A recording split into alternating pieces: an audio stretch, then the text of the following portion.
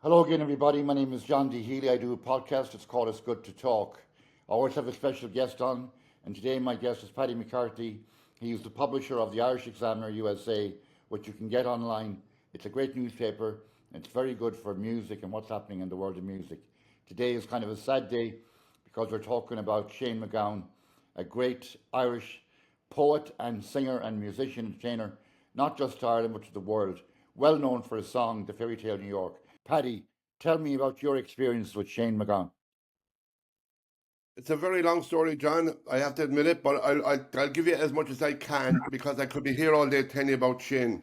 Uh, I have a long history going way back, a long time, about 40 years before I emigrated to America.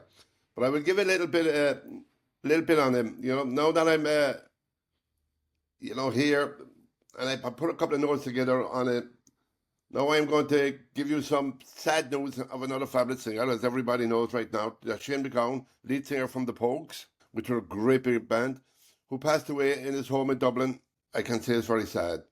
Shane was very sick for a very long time, I want to tell you that, and he put up a great fight to beat the sickness, and was discharged from hospital only a few weeks ago to spend time with his family and friends at his own home, which he requested, with his wife, the love of his life, Victoria Mary Clark. Beautiful lady. She stood by him by thick and thin, John. I want to tell you that much because Shane was he's a character in his own way, but really a good man in other ways. Really, really good man. He was one of the nicest people that you could ever meet.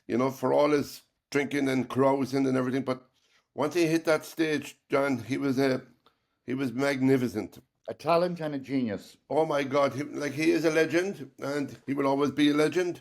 The Lord of mercy and soul, you know. Like he done something, as I said, I myself known Shane for a very long time. What a heck of a singer, musician, songwriter, and a bit of some drinking. I will let you into a bit of history of the legend of Shane MacGowan. As I said, he was married to this beautiful lady for a long, long time, and she cherished him. The story is that Shane was born in Bristol in England. His parents were from Tipperary, where my father came from too as well. Even though I'm Tipperary and Cork, half and half. But Shane was reared in Tipperary, and he classified himself as an Irishman, even though he was born in England, and he loved everything that was Irish. Anything that was Irish, he loved it. And as you know, he had some great hit records, and he had one that sticks in everybody's mind, which is the Fairy Tale of New York, that has been in the number one charts for the last 20 years, believe it or not. It I comes do in. believe that. And he Even is like, he wrote that song himself as well, and performed it, as you know. And, yeah. Shane was just a character in his own way. And, as I said, I said Bristol, actually born in Kent. Yes. I corrected that. I said that wrong, because Kent, he was No, it's born in okay. England. I know he was born in Kent and he was raised in Tipperary, and he was the first to do a fusion of the punk rock style music and blending That it would in be correct. with Irish traditional music. And that was the genius of Shane MacGowan, was to fuse Irish traditional music and the punk rock style at the time, which was kind of new, I guess, in the 70s and 80s and 60s. Now, you mentioned the Fairy Tale of New York, which is a song everybody loves that song, and I know That's his right. wife this year has made a request to people to make it the number one best-selling Christmas song of all That is time. correct. It's the Yes, number one yes. song every year, but people, if you're listening and listeners, do request it from your local radio stations and all that. Play it as often as you can in memory of Shane MacGowan. Now, another song he is kind of known for, and I was in Peter Clark's bar last week down in 55th Street on 3rd Avenue, having a discussion and a talk with some of the locals, Paddy Smith from Rockaway, Jerry the bartender, Sure. and we argued and talked about the song Waltz of Matilda. Waltz of Matilda was a song that was written during World War One. It's a sad song. I know That it's would be sung right. by Paddy Smith and Jerry in the Well, bar, and Peter Clark argued with me. They didn't argue, we talked, and said the version that Shane MacGowan did is perhaps the best version of all. Would you agree with that, Paddy? Well, I would, but here another already included was Dirty Old Town was a big one, and Sally McLean and the Irish Rover, which he actually joined in with the Dubliners doing, Right. recorded.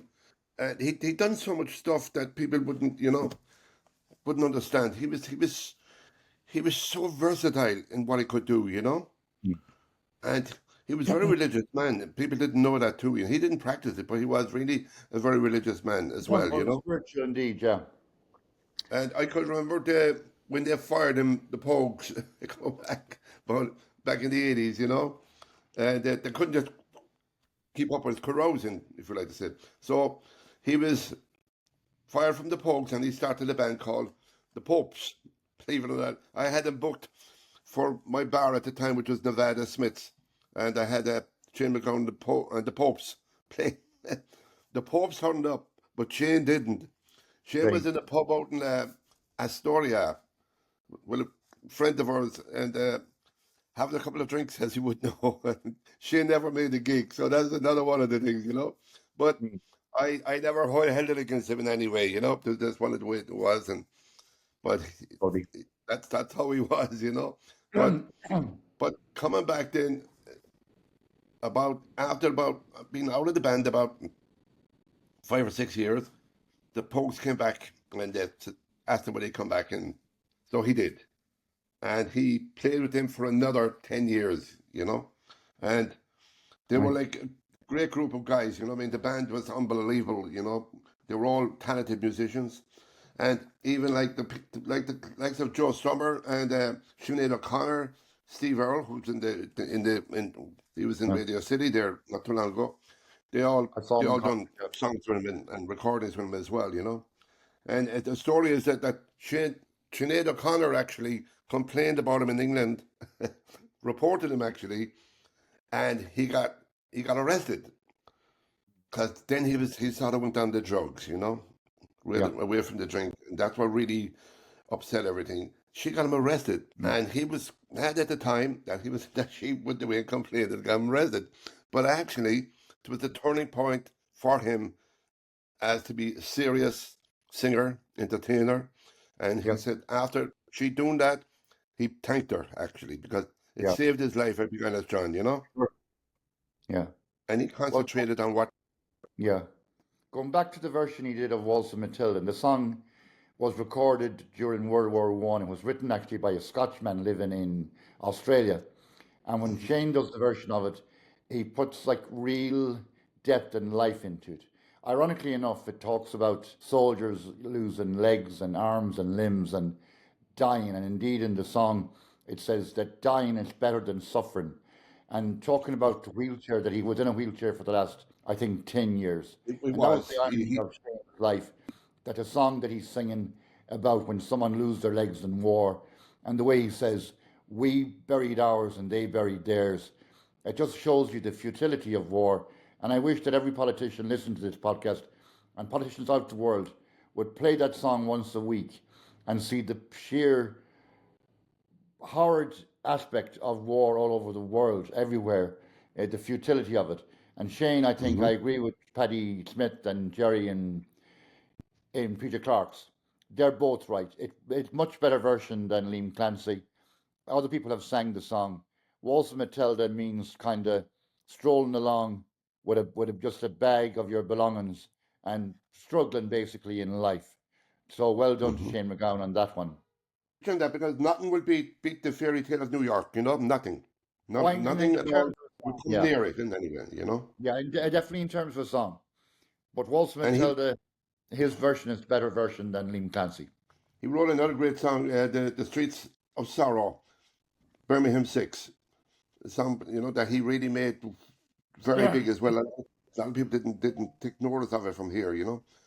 But he was like the man was so versatile. Like Bob Dylan adored him. Johnny Depp thought he was the greatest man ever. Johnny came to see him in hospital and everything. And he was well respected right across the yeah. board. A lot of people But didn't know that. tributes have come in like from people like Bruce Springsteen, Michael D. That is Higgins, the correct. president in Ireland. Bruce Bono, came in to see him. Bono played Bono him to see him. Yes. played a tribute for him the other night in Vegas. So he had a lot of talent, a lot of admirers, and as you said, despite all the drinking and all that stuff, inside him was kind of a shy person in a way, and as you said, a spiritual person too, with a Yeah. good heart. And he was very humble in his own way. Oh, I'm going absolutely. to, As I said, coming back to Sinead O'Connor, he was furious with her, like at first, McGowan, but later expressed his gratitude to her and said that he had helped him kick the heroin habit, and that's the truth, yeah, you know. yeah, And that was indeed. Well, one. That's why, they were like soulmates, really and truly. And indeed, yeah, Sinead herself, I spoke about Sinead before on this I podcast, knew Sinead very well. I knew her very well. and Sinead was indeed the poor lady, was perhaps a misunderstood character. Indeed, Shane Absolutely. would be remembered as somewhat misunderstood as well. And it's often in times when people die that they're remembered better and people analyze them better. I'm She going was to like give a, you she a was like quotation. yeah, she I'm was going like to a give you lost a Kelly John. I'm going to give you a quotation. I'm going to give you a quotation from Shane MacGowan, okay? Yeah. Just give me 1 second. This is Shane's quotation, right? He's talking about drunks, people that drink here, drunks. And Shane says drunks are more intelligent than non-drunks. They spend more time talking in pubs. Unlike workaholics who are concentrating on careers and ambitions, the workaholics, they never develop their higher spiritual values and explore the inside of their head like a drunk does. I know it's a compliment to himself, but I will take that compliment, maybe myself, who knows, and maybe other people that like to drink. And it's a great quotation, I think, and it's an original quotation from Shane MacGowan. Paddy, I'm going to give you the last word on Shane Well, just MacGowan. come back to what yeah. Well, the whole thing, our whole problem started when he fell the wrong way. He says I fell the wrong way, and he broke his pelvis, and that's why he was in the wheelchair, John. And that's what, like, he was in crutches for a while, and then he was in the wheelchair, and like that started everything. Be honest about it, Yeah, when it gone downhill. But I want to say this, John, before I leave, for me to tell you that in my eyes, he was everything that an Irishman should be. You I know, agree. he said he blames his drinking for all the pubs that he's sang in and all the clubs he's drinking, and that's what the start of it all was. He blamed that, and he blamed that. He did. Yeah, indeed. But Well, the other thing but he was was like, very very misunderstood in ways of who he was.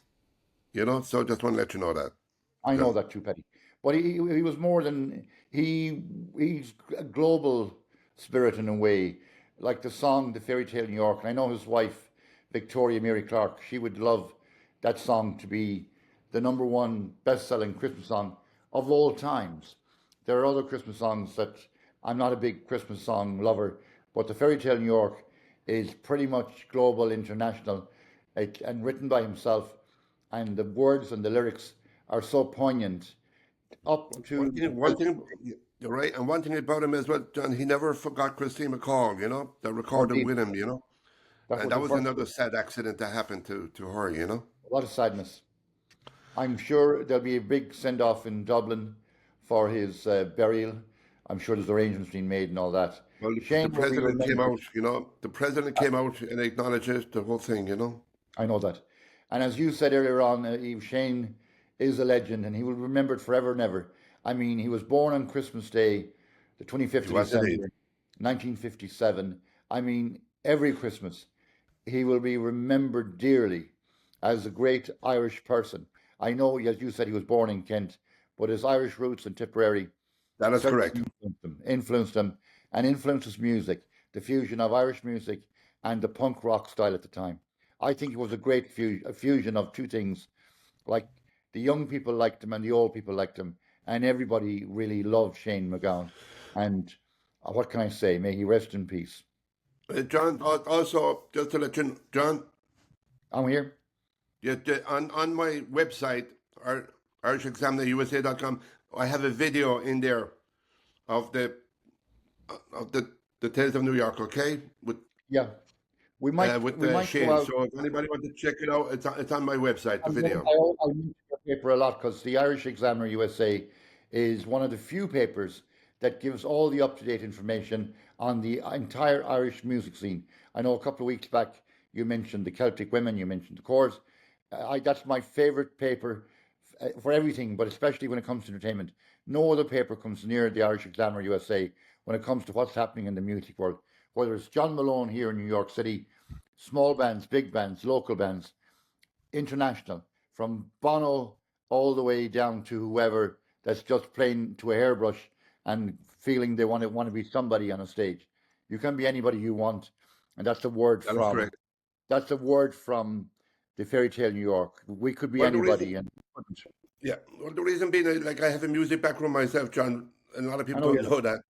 Yeah, I've been in the music business for a long time, and I've been a promoter, had my ups and downs, and I'm a Paddy, drummer. you were on my podcast before. You explained anyone listening. The podcast is called "It's Good to Talk."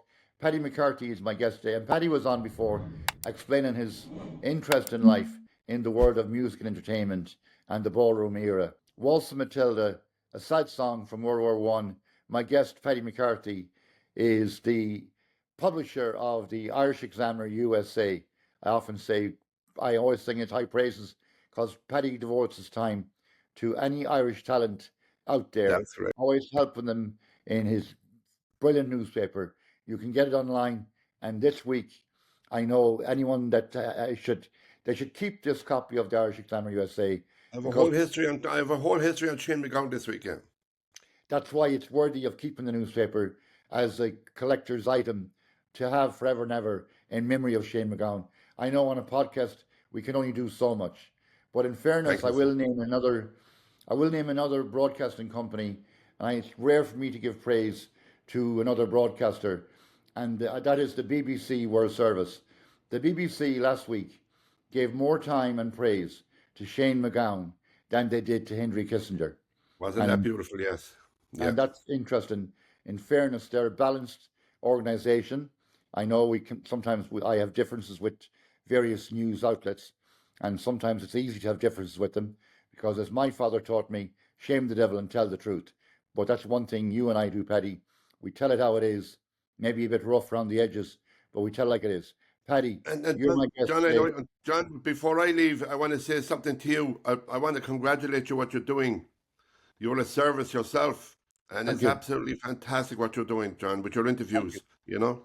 And Thank you believe it or very not, much. even though I've been in showbiz all my life, I was still nervous coming on with you, John. I want to tell you that, you know? So, You don't have to be so nervous with me. No need. I'm just an ordinary guy doing an ordinary job. sure. Aren't we all? John, there's one saying I always say, you have to have a laugh. Have a It's very, laugh. it's good to talk, but it's even better to laugh. Yeah, Yes, Paddy, sir. thank you so much for being my guest today. And Thank you, John. I sign off as Gaeilge, so sin scale, agus sin scale, sin droscale, inu. I'll make a Tá mé go maith.